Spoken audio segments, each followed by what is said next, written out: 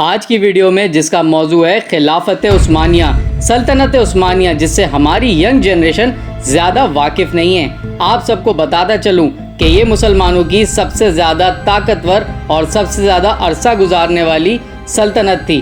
سلطنت عثمانیہ کی حدود تقریباً 3 بر اعظم پر پھیلی ہوئی ہے۔ بے شک اس سلطنت پر اللہ تعالیٰ کی کچھ خاص مہربانی بھی تھی کہ ایسے دلیر اور شیر دل لیڈر دیے جنہوں نے ہمیشہ اس کی شان و شوکت کا خیال رکھا۔ اسی پر مزید تفصیل سے بات کرتے ہیں۔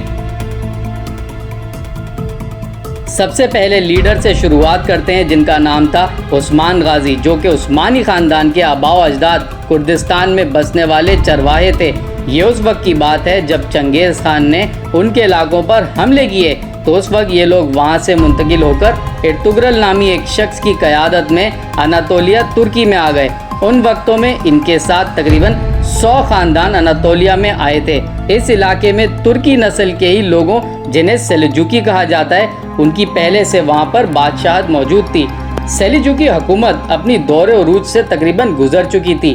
الپرسلان بھی سیلجوکی جیسے بادشاہوں میں شمار تھے جن کا بہت ہی مشہور فتح، جس میں انہوں نے 15,000 کے لشکر سے مل کر 1 لاکھ رومیوں کو خطرناک شکست دی تھی۔ لیکن اب مسئلہ یہ تھا کہ ایک طرف منگولیوں کے حملوں اور دوسری طرف رومیوں کی وجہ سے اپنے زوال کی طرف یہ لوگ گامزن تھے۔ ایک جانب جب ارطغرل اپنے چھوٹے سے قبیلے کے ساتھ اناطولیہ پہنچے اس وقت یہاں 2 گروہوں میں ایک خون ریزی لڑائی یعنی جنگ جاری تھی۔ ایک طرف رومیوں کو بہت ہی بڑا لشکر ملا ہوا تھا اور دوسری طرف سیلجوکیوں کی چھوٹی سی فوج۔ ارطغرل جو کہ شروع سے ہی ایک بہادر اور دلیر انسان تھا، لہٰذا اس نے چھوٹے اور کمزور گروہ کا ساتھ دینے کا فیصلہ کیا اور قسمت نے ساتھ بھی دیا اور فتح نے ان کے قدم چومے۔ اس وقت کے سلجوکیوں کے سلطان علاؤ الدین نے ارطغرل کی بہادری سے خوش ہوتے ہوئے اناطولیہ کی مغربی سرحدوں پر اسے اور اس کے قبیلے کو جاگیر بھی دے دی۔ ایسے میں سلطان علاؤ الدین کو بھی ایک طاقتور ساتھی مل گیا جس نے وقت پر ان کا ساتھ بھی دیا۔ جیسے کہ میں نے اس واقعے سے پہلے بتایا تھا کہ سیلجوکیوں کے کافی سارے امیر تھے، پہلے ہی اپنی خود مختاری کا اعلان کر چکے تھے، لیکن ارطغرل نے کبھی بھی سلطان علاؤ الدین سے بغاوت یا پیچھے ہٹنے کا نہیں سوچا، ہمیشہ ہر مارکے میں سلطان کا ساتھ دیا۔ بات کرتے ہیں اب 1228 کی۔ اس سال مسلمانوں کے لیے اگر بدترین سال کہا جائے تو کچھ غلط نہ ہوگا، کیونکہ اس سال بغداد پر بہت ہی بڑا حملہ ہوا جو کہ ہلاکو خان نے کیا تھا، اور بس اتنا ہی نہیں بلکہ اسے صفائے ہستی سے بھی مٹا دیا۔ مسلمان عورتوں اور بچوں کو غلام بنا دیا گیا جبکہ مردوں کو قتل کر کے ان کی کھوپڑیوں کا مینار بنا دیا گیا۔ اتنی زیادہ تباہی اور قتل و غارت کے بعد لوگوں نے سوچا کہ اب شاید مسلمان ایسا مقام اور عزت حاصل نہ کر سکیں گے، لیکن جناب اسی سال 1258 میں ارطغرل کے ہاں ایک بیٹا پیدا ہوا جس کا نام تھا عثمان غازی۔ لیکن لوگ یہ نہیں جانتے تھے کہ آنے والے دور میں اس لڑکے کی نسل سے ایک ایسی قوت تشکیل پانی تھی جس کا مقابلہ کرنے کی جرت یورپ، ایشیا بلکہ کسی دنیا کی کسی فوج میں نہیں تھی۔ عثمان غازی اپنے والد سے قابلیت میں بالکل بھی کم نہ تھے، وفاداری تو ویسے ہی ان کے خون میں تھی۔ عثمان بھی ہمیشہ سیلجوکیوں کا وفادار رہے۔ جوانی کے دنوں میں عثمان ایک بزرگ کے پاس علم حاصل کرنے کی غرض سے جایا کرتے تھے۔ انہی بزرگ کی ایک بہت ہی حسین و جمیل بیٹی تھی جن کا نام تھا مال خاتون۔ عثمان غازی مال خاتون کو دیکھنے کے بعد بہت ہی زیادہ پسند کرنے لگے۔ عثمان نے ان بزرگ کے سامنے ہی ان کی بیٹی سے شادی کرنے کی خواہش بھی ظاہر کر دی۔ عثمان ایک بڑے گھر کے چشم و چراغ تھے اور مال خاتون ایک غریب گھرانے کی، اسی وجہ سے ان بزرگ نے انہیں صاف منع کر دیا۔ مال خاتون کو کافی سرداروں اور قبیلوں سے رشتے آتے رہے ان کی خوبصورتی اور ذہانت کی وجہ سے، لیکن وہ بزرگ نے ان سب کو بھی منع کر دیا۔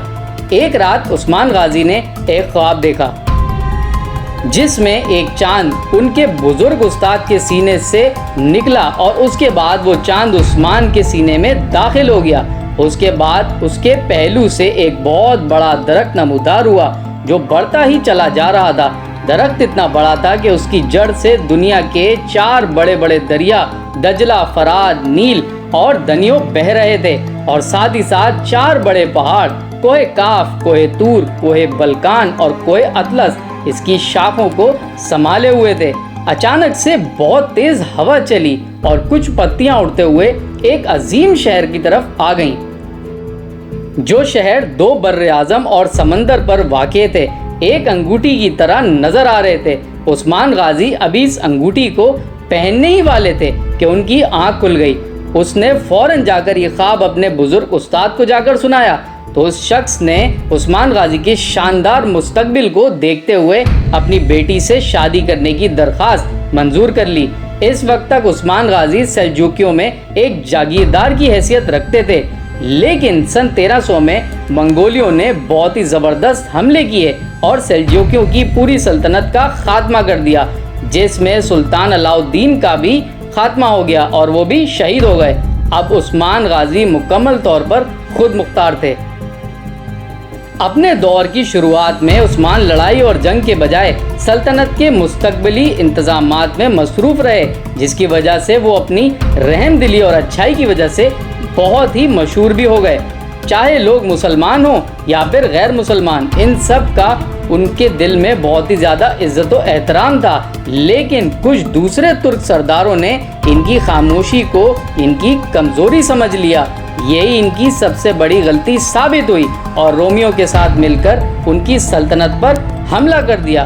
عثمان غازی نے سب کے سب سرداروں کو ایک کے بعد ایک بری طرح سے شکست دی اور اس نے بہت سے قلعے فتح کر لیے، یہاں تک کہ قسطنطنیہ کی فوج تک سے بھی اس کا سامنا ہو گیا۔